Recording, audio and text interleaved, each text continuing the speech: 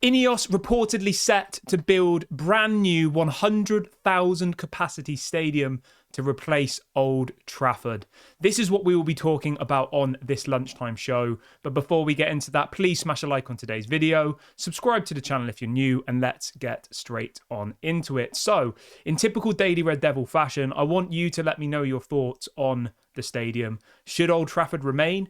Should it be refurbished? Should they knock it down? Let me know. Get in the comment section now and let me know what you would do. What's your preference with the stadium situation?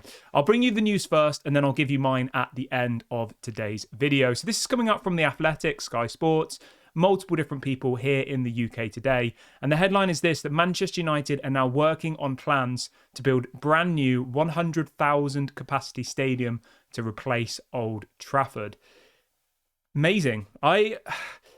It's really, really difficult to see how this will work out because it's going to be divisive. There'll be some people watching this video today saying, that sounds terrible, don't do that. And there'll be others saying, that sounds amazing. So it's going to be a really, really hard one to decide on what the right thing to do is. Apparently, it will cost £2 billion and it will take 6 years to be built. They're saying that it will be built on the land adjacent to Old Trafford. So if you've ever been to Old Trafford before, literally right next to the stadium, there is loads of land that's owned, obviously by INEOS and the Glazers, by Manchester United. It's their land. So the plan here is that Old Trafford would remain and the team would be able to continually play on Old Trafford whilst this new stadium's being built. As I said, it will take 6 years to build. So that bit sounds great. It means that we won't lose revenue because Old Trafford will still be packed every single week.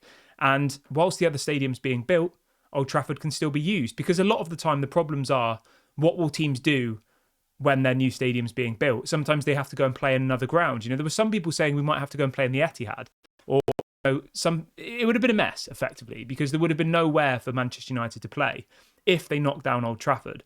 But by doing it this way, it allows Manchester United to still have a home for those 6 years. It allows them to take their time in the build, not to rush things, and to make sure they get it completely right. Now, there are some people this morning saying that apparently Manchester United have taken inspiration by the SoFi Stadium, which was obviously the stadium that Manchester United played Arsenal in a couple of days ago. And I mean, to be fair, it looked absolutely stunning. Obviously, I wasn't at the game, but from the pictures and the videos, unbelievable. It's kind of got that open air vibe to it, but it has a roof. And it has this like mad visual thing in the middle of the pitch. Some people will like that, some people won't. It's all down to personal taste and preference. But from my perspective, 100,000 people, that will bring more matchday revenue. At the moment, it's about 78,000 roughly, around that figure. You'd be adding around 20,000 more seats in the stadium. And if you think each ticket's probably a minimum of £50, right? Sometimes more. That's what, per match day, 50,000 times 50, 20,000 times 50, I think is 100,000. Let me just check. No, I'm wrong. It's £1 million. So it's £1 million per match day. And if you think that we'll probably have, well, you have 19 Premier League games at home and then you probably have Champions League, whatever. You probably play about 30 games at home in a season. That's potentially £30 million minimum more revenue just from tickets. That doesn't include food. It doesn't include drink. It doesn't include people going to the mega store. And you can see how it will allow Manchester United to spend more money in the future because it will only increase our revenue. Now, the only question I have really is, where's the money going to come from? There was obviously some murmurs a couple of months ago that apparently Jim Ratcliffe was trying to get UK taxpayers to pay for it. And I think that was just a clickbait headline that's been blown out of proportion. That isn't the situation. In relation to the funding of the stadium, it would be from private investors. So it wouldn't be Jim Ratcliffe putting in his own money. He might put in some of it, but a large portion of the money will come from external companies who will either want some sort of sponsorship of the stadium. So it could be, for example, the Tesla Arena, the Amazon Arena, whatever, right? That's most likely the direction that Jim Ratcliffe and INEOS will go down, where it will be one company or multiple companies pay a lump sum of money to have their branding on the stadium, and that'll be forever. You know, you think about it, Arsenal play at the Emirates, don't they? Man City play at the Etihad. All of these are brands, but people kind of forget that because we're so used to calling Arsenal Stadium the Emirates. You don't actually think what the brand is, do you? You just call it the Emirates. Do you know what I mean? Like, it's a bit strange, isn't it? And at first it sounds horrible. You're like, I don't want Old Trafford to go. I don't want the new name. Like, I want it to be Old Trafford and all the rest of it. But after like a few years, we'll still always call it Old Trafford. And my hope and my prayer is that they keep Old Trafford there and that they let the women's team and the under-21s, and then they have gigs there. They have obviously big sports events there. That would be the most sensible option. Maybe take a couple of the stands off so it's a little bit smaller. Obviously do a bit of work to it so it's watertight and it's not leaking again. But that would be my preference. I would absolutely hate to see Old Trafford be knocked down. And I think this plan that they're putting together here, which has obviously been reported by Sky Sports, etc. today, is that it would allow Old Trafford to remain. It would allow this new stadium to be built directly next to it, and people could still come and do the museums tour. You could have, Rihanna, massive concerts happening at Old Trafford, as well as allowing your women's team and the youth team to play in that stadium. Because at the moment, the women's team and the youth team don't really have anywhere to play. Obviously, Man City have effectively done the same model that I'm describing. They've got the Etihad, and then directly next to the Etihad, they've got a smaller stadium. And that's effectively what I'm suggesting here. And I think to destroy Old Trafford altogether would be such a shame. But to refurbish it, I just think it's been let to rot, and it'd be very, very difficult to get it back to a high standard, I think.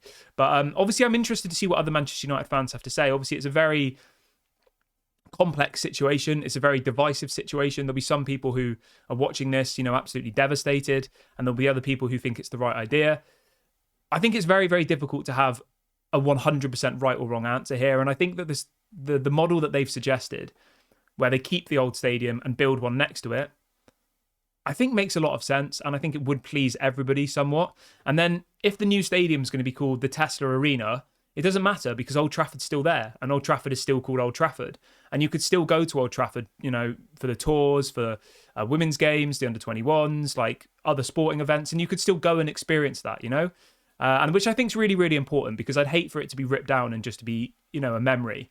I would love for that to remain there in some form. So I'm really happy with all of this that's being discussed. And I think the only bit that we need to kind of get clarity on is where the money's going to come from. Is that going to be a loan? Is there going to be interest? What does that mean for our finances? Like, that's the most important thing, I think, in the immediate future, because we need to know where that money's going to come from. And it doesn't seem like INEOS and Jim Ratcliffe are going to pay for it themselves. So you're obviously there scratching your head saying, who's going to pay for it? What's the implications of that? How much interest is it? And, all of these things are really, really important to consider, because you see other teams like Tottenham who, are still paying off their stadium. Everton are in a mess because of the new stadium. Like, generally when teams build new stadiums, it's such a big investment that it does set them back a little bit. So I would hate for that to be the case. But in relation to timeline, apparently Manchester United will decide by the end of this year. They've assembled a task force, which includes obviously INEOS' people. I think Gary Neville might be involved in it, a couple of other people around the club. And we should get the answer by the end of the year. But apparently they are going to ask me and you, the fans of Manchester United, our thoughts on this, which I think is important. It is important to kind of read the room and see what the fan base want, because that's something the Glazers never did. The Glazers would have just done whatever they wanted. And that obviously didn't go down very well with the fan base, because we felt like we were being ignored. We felt like they were just using us.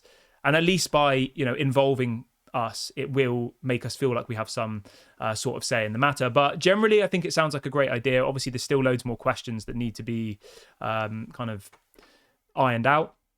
But if we were to have this kind of SoFi Stadium, go and have a look at the SoFi Stadium, SOFI, type that in on Google. That's apparently the model that they're going to go for. 100,000 people, which would be the biggest in the UK.